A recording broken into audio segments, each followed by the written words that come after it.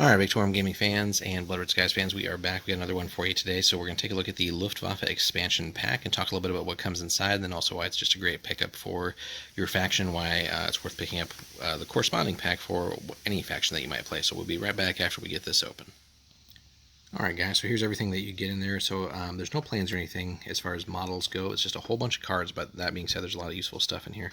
So you get a whole set of extra cards of things that are going to be that you definitely want more of, or are just harder to get because you only maybe get like one or two in a like an ace pack or something like that. But you get a whole bunch of great climbs and heavy hitters, an extra agile, a couple of robust and great dives, 3 apiece on these guys.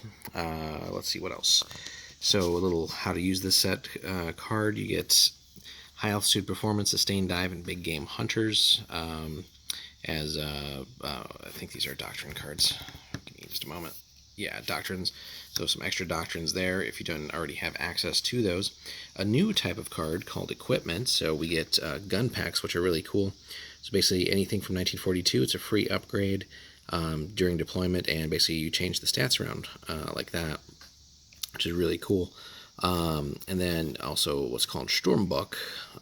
So 1944, basically it's extra armor, again free, and aircraft designated as Sturmbuck lose all their other traits but gain robust and sluggish, which is why you get robust here, and if you didn't already have it, sluggish is also down here. We'll take a look at that in a moment, but again, just really neat upgrades and variants there.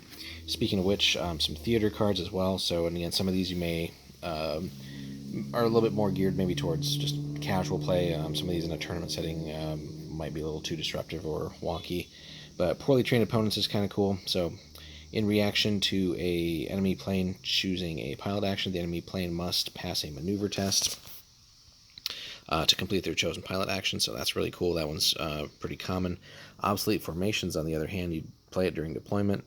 All enemy aircraft must deploy with 3 aircraft if possible. Designate one as element leader. The other 2 are limited to the leader's advantage level, so that can again kind of screw things around. But still interesting for certain scenarios. Jamming is cool. The radar support theater card is ineffective in the scenario. I like that. Sluggish and vulnerable and poor quality are all negative traits. Sluggish we saw up above as a downside to one of the upgrades, but basically you can't use outmaneuver, which makes sense. Vulnerable just increases the enemy attack power if they're shooting at you.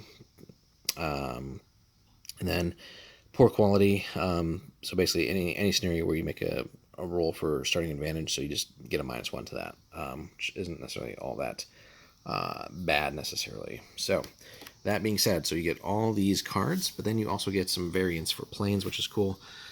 So there's the Ju-87B for the Stuka, so you get dive bomber, turrets, vulnerable, and sluggish already, with a real speed of 242. There's the Ju-88C, which now is just its own unit box, but nonetheless cool to have the card. So it has an extra one, but 216, a little bit faster at 300 miles an hour, multi-engine, so all the benefits and potential drawbacks of that. It is a heavy hitter and also does have a rear turret with a firepower of +1. And then you get, which is really cool, probably just one of the most immediate ways to make an impact on your German collection. Chances are you do have some 109s of various flavors, so you get some of the later versions. You get the 109F, which, as you can see, is definitely better than the stuff you get in the 2-player starter box. So this is speed or firepower 1, maneuverability 3, but speed 8, so it bumps up from 390. Great dive and climb, and again, real cost here is 36, and this is still a 1940s version, so really good stuff there. The 109K is a late war, and just really another step up, so you get a whole bunch more firepower, but you trade maneuverability for it, but your speed also bumps up to 9, and you're at 442 miles real speed, so you can catch up with some of the faster boys out there. And great climb, but heavy hitter now, so as opposed to dive. Real cost 43 points a piece there, so you can definitely see a increase. The HE-177, which hopefully at some point gets a proper model, just because the picture here only depicts it with 2 engines, but obviously it's a 4-engine plane, and certainly hopefully Warlord doesn't not go all in and actually make it a 4-engine plane the way it's supposed to be. But turrets, basically, real speed 303, multi-engine 4, turrets of all kinds here, and vulnerable. No cost here because, again, these are for bomber scenarios, but again, it's being depicted here with 2 engines, and that's a little bit irritating. So hopefully that gets done properly. The HE-111, also pretty neat plane here. So nothing but 5 on the speed there, multi-engine, robust, and turret. And no cost again because it's again for bomber scenarios, but this is a very old plane, 1938. So again, lots of interesting options and upgrades, and basically each nation has one of these, so well worth picking up if you don't want to jump into a whole bunch of new planes right away, but you want extra variants, upgrades, things like that.